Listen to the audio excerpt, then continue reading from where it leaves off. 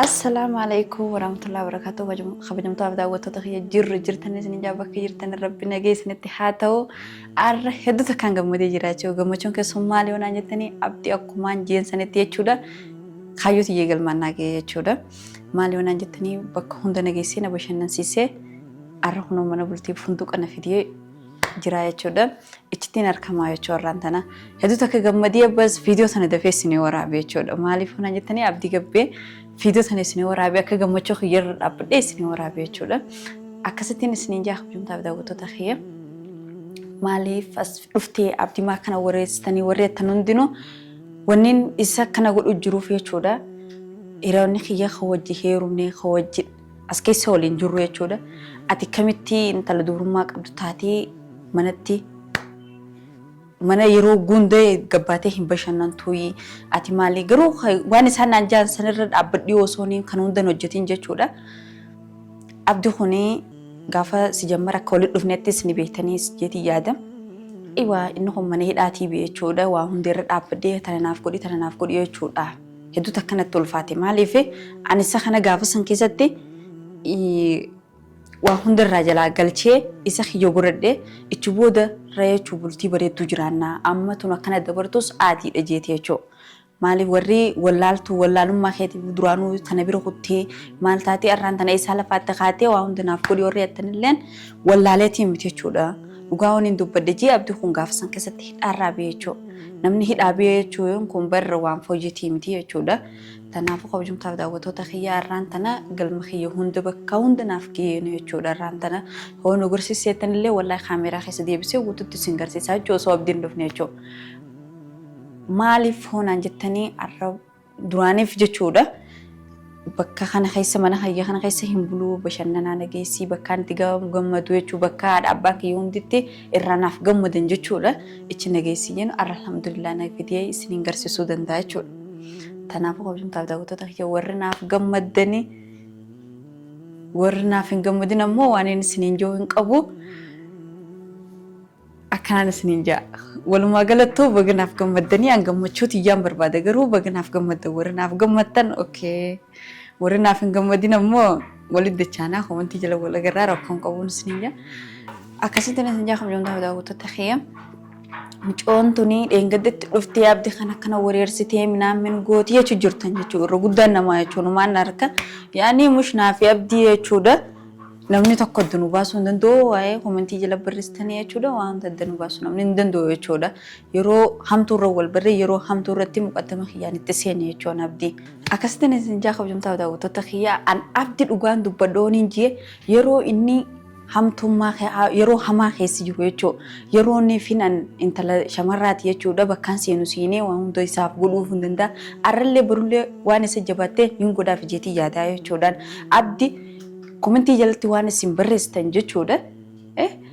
Waan komentii sallaalee waan gabbeenaan jiru gadi hin boo'u jechuudhaan. Dhugaa dubbachuudhaaf abdi rakkoo keessa wal barree yeroo abdirraa namni isa dhiyeessee abdii mana hidhaa keessa dhiyeessee abdii rakkatii rakkoo guddoo keessatti jechuudha wal barree jechuudha. Alhamdulillah garuu rakkoo san keessaa illee baane waan namni nuun jechaa ture san hunda bira dabarree jirra jechuudha. Tanaafuu kabajamtoota daawwattoota kiyyaa warri naaf abdii kana wal dhufuu isaatiif nuuf gammaddan mii komentii jala lagarraan isiniin jira. Tanaafuu kabajamtoota daawwattoota kiyyaa jechuudha. Arraan tana abdii akkuma agartanitti abdis ni beektan jechuudha. Haala amala isaatis hedduu takka gaarii hedduu takka nama bashaashaa jechuudha. Tanaafuu arra galmaan naaf gee jira jechuudha. Abdii abbaa mana kiyyaa qaalii naaf guddadhu naaf jiraadhu hin jaane bakka guddaa irratti si eegaan jechuudha. Abdii jechuudha nama gaariidha. An abdii dhabii aslan numaa hin jiraadhu jechuudha. Akkasitti isin ijaa kabajamtoota daawwattoota kiyyaa an abdii jechuun lubbuu fi namni dhabeen aslan hin jiraatu jechuudha. Tanaafuu kabajamtootaaf daawwattoota kiyyaa jechuudha.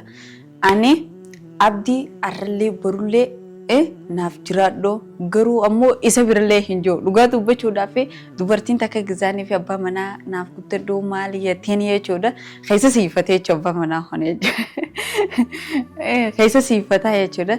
Tanaafuu abdii garuu isa duubattiin isa faarsa isa bira taa'illee isa faarsu jechuudha. Maaliif honaan jettani arraan tana waan hunda naaf gootee abdii kiyya galatoomii maali siin jaaladhaa waniin jeen keessa siifata. garuu immoo waan inni bakka guddaa naaf qabu niin beeka jechuudha. Abdii bakka guddaa naaf qabu jechuudha. Kanaafuu waan rakkoo irratti fi bal'oo irratti wal barree hamtuu fi toltuu jidduu rakkannee beelooynee dheebannee wal barree jechuudha abdii. Kanaafuu abdii bakka guddaa naaf qaba bakka guddaan qabaaf jechuudha. Kanaafuu isin warri komentii jalatti jechuudha.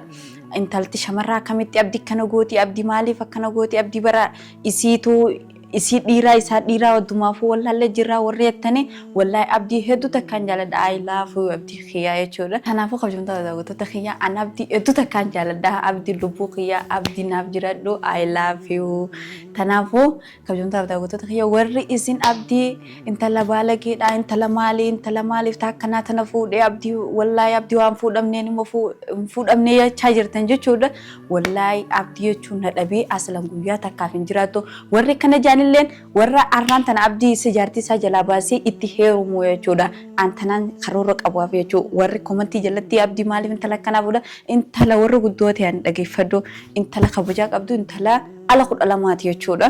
Tanaaf kabajamtaaf daawwattoota kiyya warri nuuf gammadamee komentii jala wal agarraan isiniin jaa abdii irra bakka hunda nageessee bakka hunda na bashannansiisee jaarsi akkana aslannee jira jee yaadu keessaafuu biyya namaa tana keessatti jaarsi akkana naaf godhii tana naaf godhii jee Diam gorodoo na achitti hin qabu jee firraa si gabbaasaa jechuudha. An abdii jechuudha. Bakka guddaa naaf qaba. Kaameeraa deebisee isin garsiisa. Bakkaan edanuu buluu deemu, bakkaan itti bashannanu, qoonqoo nyaachuu deemullee isiniin garsiisan isiniin jaa. Kanaafuu sagantaa tana na hordofaadha hanga dhuma viidiyoo tanaa waliin haa turruun isiniin jaa. Afur isiniin jaa kabajamtoota daawwattoota kiyyaa abdii jechuudha. Mee gaafii takkaan isin gaafadha isin warra na daawwachaa jirtan jechuudha. Abdirra hangaatuun viidiyoo akkam haa waraabdu, viidiyoo akkam haala akkamitti wajji jiraadhu, haala akkamitti mee abdii kana walii galtanii akkamitti warri naan jettanii mee yaada akkamiin abdirra waraabbadha, yaada akkamitti waliif gallanaaf abdii jechuudha. Arraan tana abdii wannee fi bakka kanatti waliin dhiyaanneef jechuudha. Kanaafuu mee isa Prank takka irratti hojjechuu deema ammallee gaafii takka gaafachuu deema isiniin jaa. Gaafiin sun maal yoo naan jettanii viidiyoo biraa irratti isin waraabaa yeroo dheeratti jirti haasawallee isin guddisee hin jira. Kanaafuu mee abdii jechuudha. Arra as keessa buluu yaanaan isiniin jaa.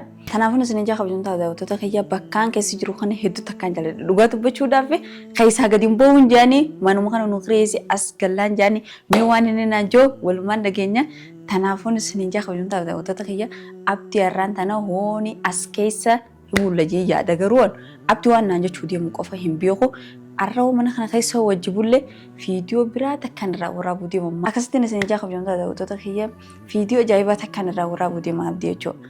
Viidiyoon sun maali tanmoo yeroo wajji rafnuuti jechuudha. Maaliif irraa waraabte naan jettini warrummaan komentii jalatti abdii takkanaati naan joo yeroo inni hojii ciisu yeroo inni natti fayyadamu jechuudha. Jaarsa kiyya alhamdulillah jaartii isaati alhamdulillah jechuudha.